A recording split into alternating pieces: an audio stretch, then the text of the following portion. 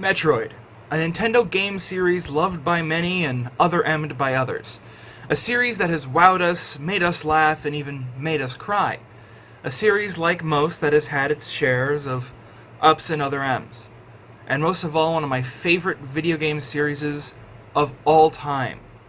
To the point where once when I was little, I had started to write a script for a Metroid movie that I had every intention to pitch to Nintendo at some point when I was just 14. See, Mom, Dad, I did have motivation back then. No, don't pull out the report card. Please.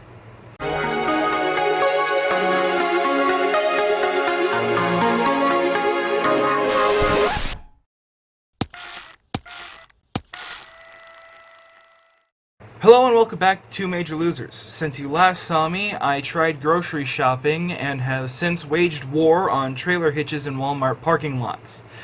Now today we're going to be discussing a topic very near and dear to me, Metroid. More specifically, Metroid Prime, and even more specifically, Metroid Prime 4. But before I get into that, I have to talk about why I'm doing a video in my Let's Play setup instead of this kind of video and the standing setup. The whole Walmart thing actually happened and I can't put pressure on my knee. So yeah, this is going to be a little more of an intimate video. Hey, how you doing? Anyway, I injured myself, that's why I'm sitting. This video won't have as many sketches, if any, and we'll be back to the normal setup soon, hopefully. Now then, Metroid. A little bit of a backstory as to what Metroid is. It's a game series in which you play as a bounty hunter named Samus Aran. She flies across the galaxy, fighting space pirates, rebelling against her overwhelming Adam Daddy issues, and resisting the urge to blow up planets. Resisting.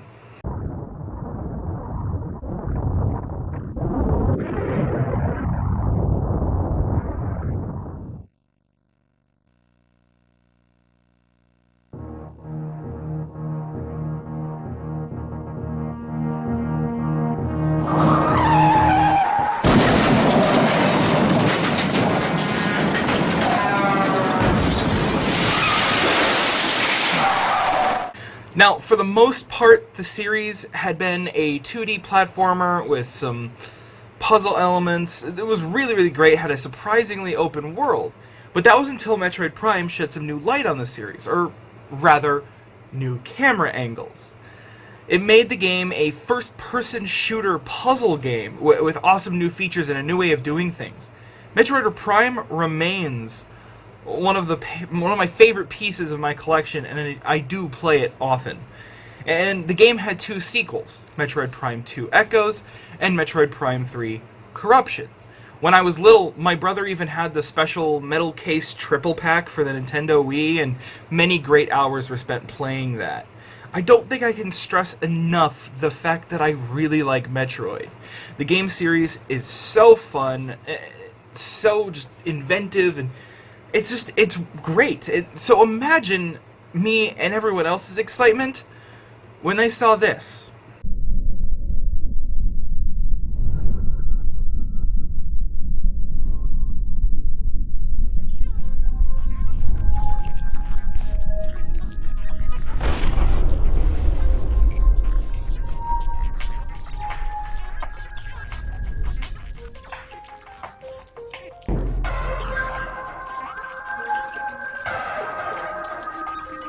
Now that would have been great, but that was released back at E3 2017.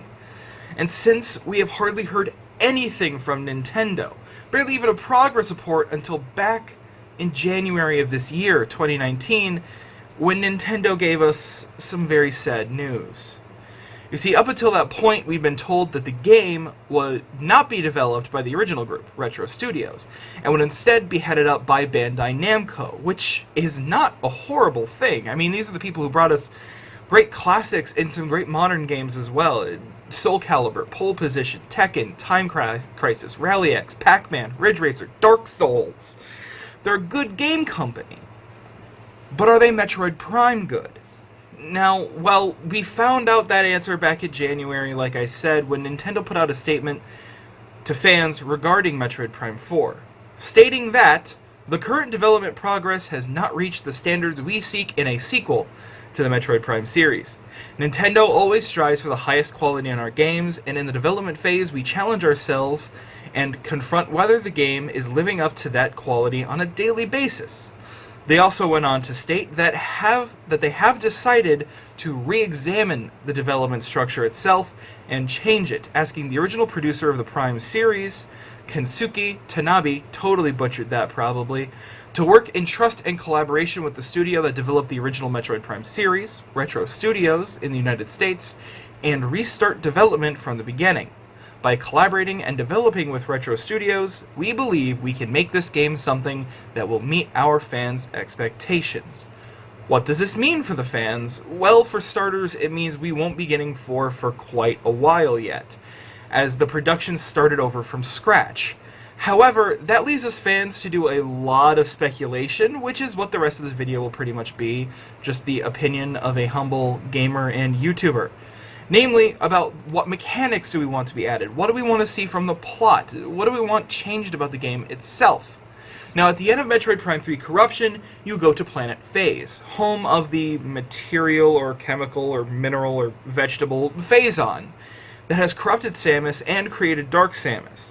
Samus defeats Dark Samus, blows up the planet, rendering all Phazon inert. So where do we take it from there plot-wise? Well, after discussing this topic with a few fellow fans, especially my brother, and formulating a few opinions of my own, I've come up with some pretty interesting ideas. Now, the chronology of the game series, following the timeline, has the events of the Prime series happening after the first Metroid game.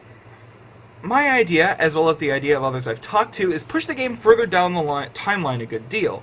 Put it towards the end and after Fusion. Now, we would have to deal with some dirty laundry, that dirty laundry namely being Other M, and it really depends if we're acknowledging Other M's existence. Something I haven't done in quite a few years.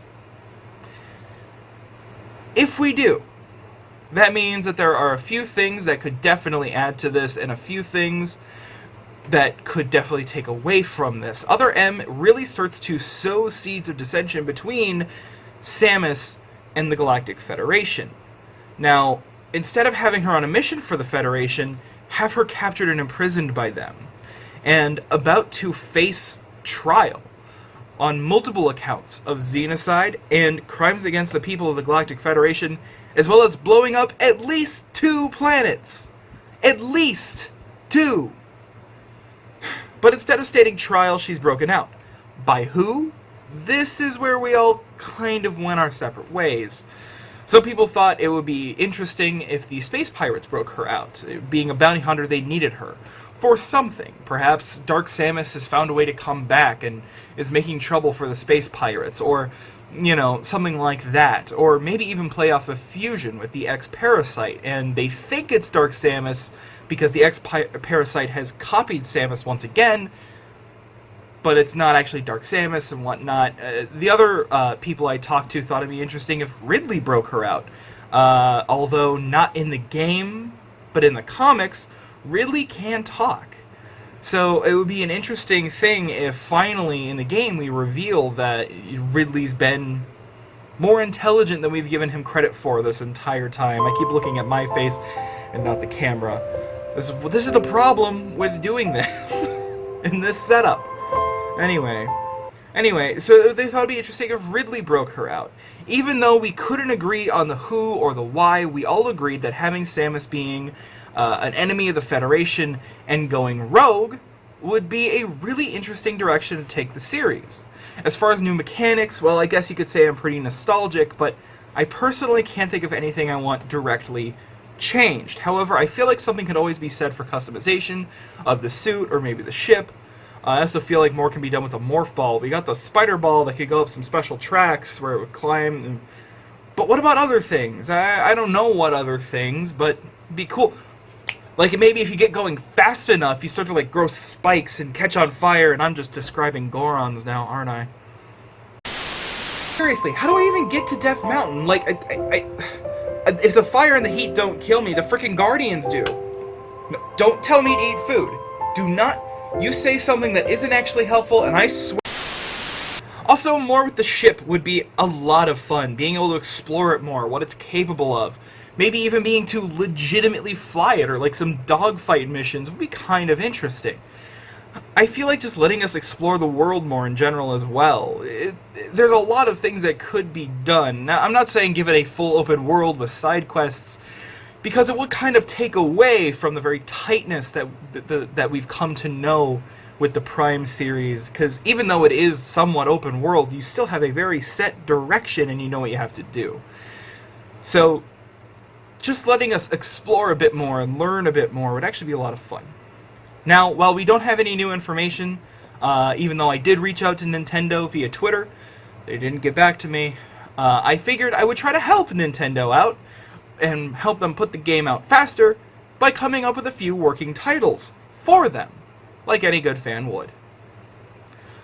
First up, Metroid Prime 4, Mutiny on the Bounty Hunter. Metroid Prime 4, Advanced Warfare. Metroid Prime 4, Infinity Game. Metroid Prime 4, I Love Ridley. And lastly, my personal favorite.